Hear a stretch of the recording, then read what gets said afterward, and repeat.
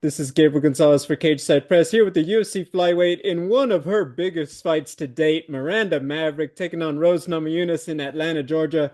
Miranda, you know what? You know it's a big deal when you have such a big fight, and that's not even where we're gonna start. I want to know everything. First off, I'll cue it up like this. What is that moment like the first time you get to hold your child in your hands now that you've adopted Miss Renegade? Man, you're gonna start me off crying on the interview? Come on. I Um, mean, you know what the important questions, you know? it was a 3 week notice, adoption, everything, and even in Kind of that, like a short notice fight. yeah, yeah, and it was a huge roller coaster, and we honestly didn't know that she'd 90% chance be ours until 2 days before her birth, or 3 days before her birth. And so we drove out there to get her and to see her born at the hospital, all that. And we had to wait a couple hours after the C-section was done and stuff until the birth mother was like, "Okay, you guys can see her now." And me and Pete were both just crying. If you guys want to check it out, go check out my Instagram. You'll see the reel of the first time we got to hold her and see her.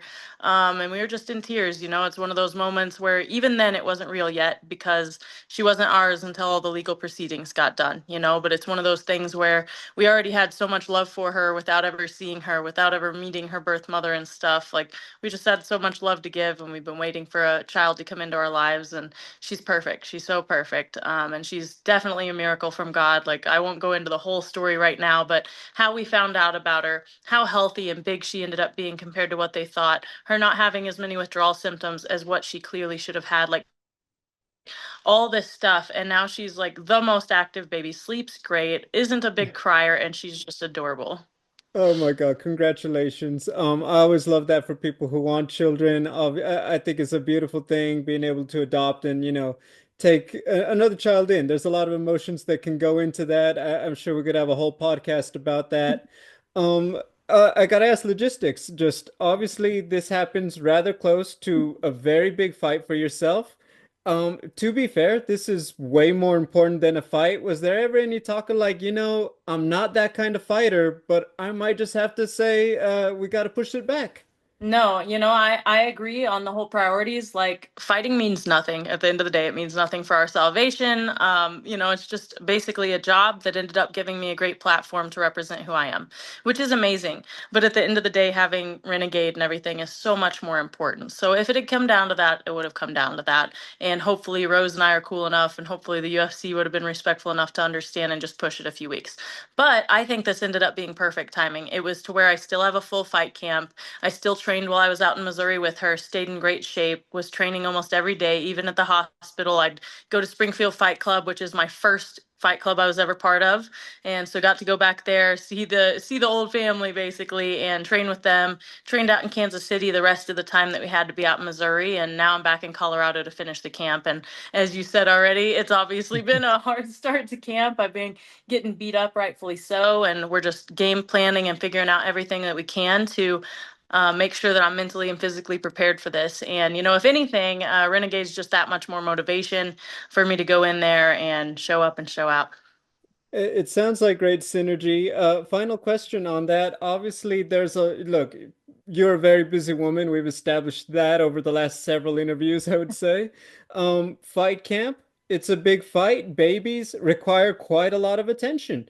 How has it been balancing and just the game plan, so to speak, for these next several weeks to take care of everything you need to take care of now? Yeah, what's funny is, everybody's like, "Oh, babies are so hard. This is so hard." One, Pete has been a lifesaver. He stays up and does the night shifts so that I can get my full sleep in. Not full sleep, but like enough sleep, Close where enough. I can take a nap and stuff if I need to. But he takes over the night shift, which has been amazing. That's really the only hard part, right? And then from there, it's like, man, my life's so busy. I don't think most people live the crazy life I do. And so now that I don't have a job, now that I'm on maternity leave and everything, and I don't have a job to worry about, the baby just fills the gaps of that time. I would say I get more free time now than I ever had when I had a job in the pickle business and the fighting. Now I've really pulled back on the pickle and honey business. I have others helping me with it. They're going to the shows. shows. They're getting everything ready. The only thing I have to do is make sure my inventory is on point and get everything stacked up for those shows. And then, yeah, take care of Renegade, enjoy every precious moment of that, and go to training. I've already taken her with me at training twice, and she's done pretty well. I just make sure it times out with her feeding, and obviously she sleeps a lot right now, so it works out. Perfect. I love it. I know how important your faith is to you, so to get her on Easter has to feel just like the nicest blessing ever. So Yeah, all the she was happiness. 15th, so that's when we got to hold her, but I couldn't really announce her until some of the legal stuff had happened. We were like, announcing her on Easter is perfect, and for it to be Easter Perfect. week was incredible. Perfect. Well, look, I've known you and Pete a minute. Congratulations. I wish you guys all of the best, first and foremost. Talking about this now, to business. Rose Namajunas. First off, you guys obviously are part of the same team usually. Just how did that conversation come about? Like, did your manager say it and then you talked to Rose about it, or just how did that all go down since you guys Uh, obviously know each other? yeah, Mick called my manager, I guess, and was like, here's the offer. And so my manager called me and was like, here's the offer. And the funny thing is, we almost fought, I wouldn't say almost fought each other, but back when Tracy got pulled up to fight the main event in Denver against Yeah. Rose, it was obviously my opponent. Well, when Tracy was negotiating and having trouble with the UFC and them trying to figure all that out, her team, not her team, but Pat and her both were like, would you fight? And I was like, sure. And that was a 3-day notice. And I was like, I mean, yeah, if it doesn't, or maybe it was 5 days at that point. I was like, yeah, if it doesn't work out, I'm down. Like, let's do it. And we had been training literally that day that they called me and asked, like, if I would take it on a 5-day notice, not even enough time to game plan against me or her or whatever else. And I was like, let's do it, main event, this huge opportunity. We have been training hard, and it's not like either of us were just like pummeling the other. It was some good rounds. So it's going to be an exciting fight no matter what. When I got the call this time around, I was like, okay, I'm going to call obviously my coaches and stuff. And they were like, let's call Rose and make sure, everybody's on the same page. So I called them and Pat answered and was like, girl, we already said yes. I was like, all right, thanks. I'll just talk to the team and we'll get everything split up, because we were sparring together and training together. And luckily, we both go to primary gyms differently. So usually I would go over to Genesis Training Academy to spar, and then she would come to Easton to do some grappling and pound for pound once in a while to do some wrestling. And so it was just like, all right, well, I have pound for pound in Easton. Those are my two main gyms. Genesis is your main gym. So we'll just stick where we stick. The only hard part is training partners, because she has all the training partners I was used to. And so just picking up training partners here and there, going back to kind of the pound for pound base, getting my partners there and bringing some girls and boys in has been awesome. And it's going to be a hard 6 weeks. I mean, I don't got to tell you that obviously Rose Namin is very highly considered just for her skills and obviously everything she's accomplished at strawweight. Does this feel like a big one? On a win streak, big name opponent. This is one of those fights I think a lot of people would say, like, hey, you beat someone like Rose Namajunas. We're kind of, I've seen your talks with MMA Junkie. We're kind of done with the prospect talk when you Yep. beat a contender like this. Does it feel like that kind of moment in your life right For now? sure, especially when, it was a couple days ago, the UFC announced it as the co-main event, and I'm just like, all right, I'm hyped. Like, let's go. I finally get to jump up the ladder a little bit. I've been trying, as you know, to be higher ranked for a minute, and it seems like something always happens. If I do have a ranked opponent, they drop out. I end up getting an unranked opponent. And so to finally have this big jump in competition, I'm so excited. It's one of those times that I've been watching Rose fight since I was pretty young in the sport, and now to not only be your teammate, but now be a rival, basically. And then we'll go right back to training and being friends after. It's awesome. She is a hard fight. It's going to be the hardest fight to date. And I think I'm ready for it. I won't even talk about all the details, but I've got a lot going for me in this fight. And I think I have a lot more avenues to be able to win this fight. It's such an exciting time at Flyweight. I think I got to tell you this. Obviously, the title is on the line next week. Obviously, there's some big fights going on. Alexa versus Natalia Silva. People talking about could Zhang Weili move up if that's where the UFC wants to go. What are your feelings about everything playing out at the top of the division right now? Yeah, there's a lot of contenders up there, all in the top 8, I would say. We have Natalia Silva, who's really working her way up. We even have Jasmine up there, kind of knocking on that door for contender. We have Macy, who's getting up there, who I don't think's that great, but she gets the good fights, and I have my own feelings about that. You have Aaron Blanchfield still in the mix. You have Manon, who I think will be the next title holder. And then we have Shevchenko, of course, who's never going away anytime soon. And then Alexa, who's good as well. And so there's just a handful of girls up there that are just always going to be hard fights that are, some of them are pretty young, they're here to stay for a while. And I plan on being in that mix very soon. I do want to ask you about it. How do you think that fight goes down between your buddy Macy Barber and Aaron Blanchfield coming up in a few weeks?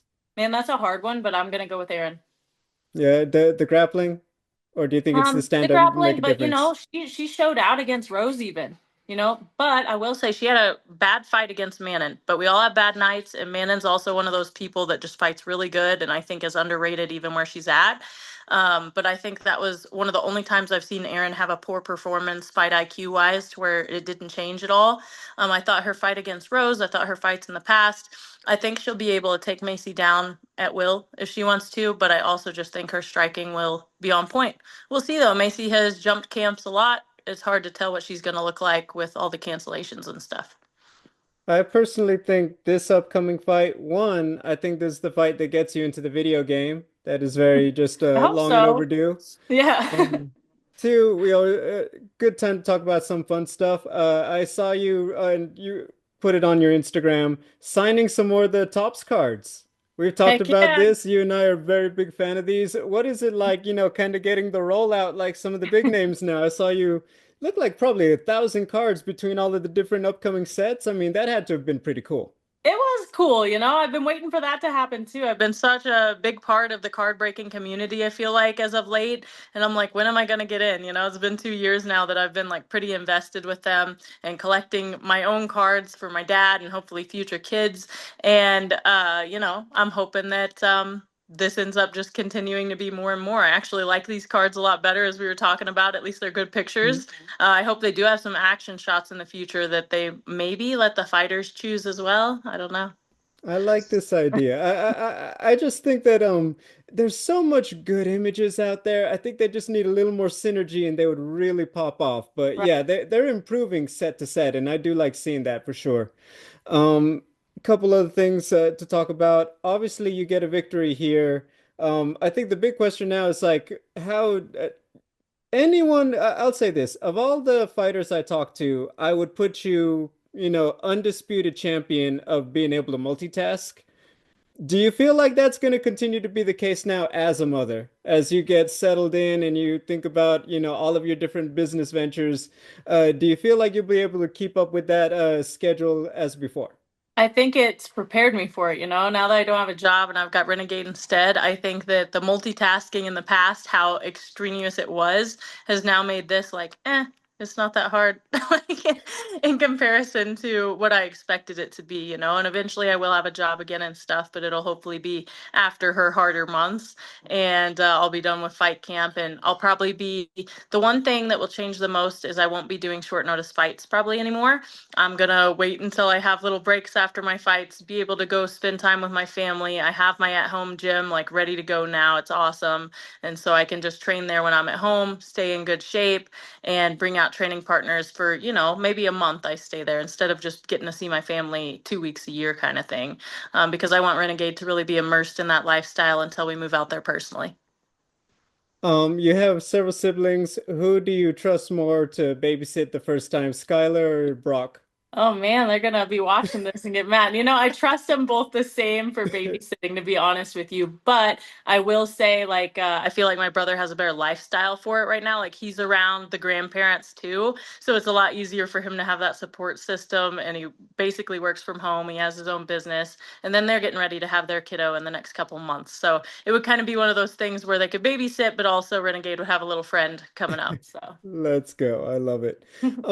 Finally, you talked about it yesterday on your story. I wanted to give you a moment to give the platform for anyone, just wants to adopt and, isn't sure of all the things that go into it. What would be your advice to someone who wants to get to where you are at now with Renegade? My goodness, I did a whole rant. It's funny that you asked that. I did a whole rant on Oh, Instagram. I saw. So, so this could take a while, but I'll just give the short and sweet. It's horrid. Oh, it's the worst process ever. It's so emotional. It's a train wreck. If you have the emotional ability to see a child come in and leave your home, foster care is definitely the way to go from a financial perspective and from a legality perspective. And from a waiting game perspective, at least you know timelines. Private adoption has been very painful, but I know that foster care and stuff is too, because you could have a kid for 3 years, be ready to adopt, and 2 days before the adoption, a mom run to the court and say, I want my kid back. And they have to prove very little to be able to take their children back, at least temporarily. And then it's never immediate that they get placed back with that same foster family. So it's very scary, very hard for them. I know many foster families who have lost who they felt like was their own kid, and I know reunification is the goal, but a lot of times those kids are up for adoption and would have better lives with these more stable parents, I guess you'd say.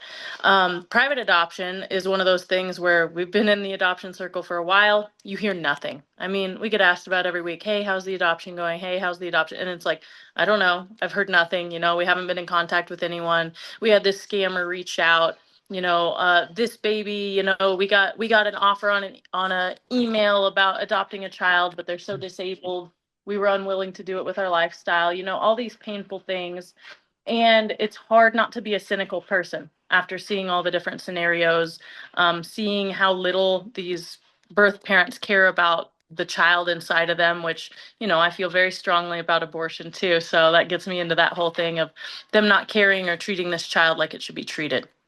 Um, but even our experience with the birth mother was not the best, but we do have an open adoption, and I'm hoping that blooms into something better as we go. And regardless of how it turns out, I just hope it's the best and most supportive for Renegade as she gets older, and we're able to provide her with the best life possible, and bring her into God's kingdom at the end of the day, and teach her to be a moral, great citizen. Um, I told you this in our last interview, and I'll reiterate it now. I think the biggest compliment I can give you is that I can think of fewer people better equipped to handle everything of parenthood quite the way that you guys are doing it in this way. So Thank that's you. the be best thing I could say. I appreciate all of that. I know a lot of people, would love to, obviously bring someone and share that much love in themselves, with a child. So thank you for that additional information. What can the fans expect when Miranda Maverick takes on Rose Namajunas in Atlanta? Man, I'm gonna go in there and show off my strengths. One of them is strength, one of them's grappling, but you guys are gonna see speed like you've never seen before. If you guys remember my fight against Yanni Barbosa, I think I really performed and shined in that fight. Guess who my main partner was for it? Oh, that's right, Rose. So we're gonna have a great fight. I think we both know each other so well. This is gonna just be a heck of a fight. I'm not even sure what to expect, and I doubt she does either. You guys heard it right here. Miranda Maverick taking on Rose Namajunas, co-main event, Atlanta, Georgia, UFC Fight Night. You guys are not going to want to miss it.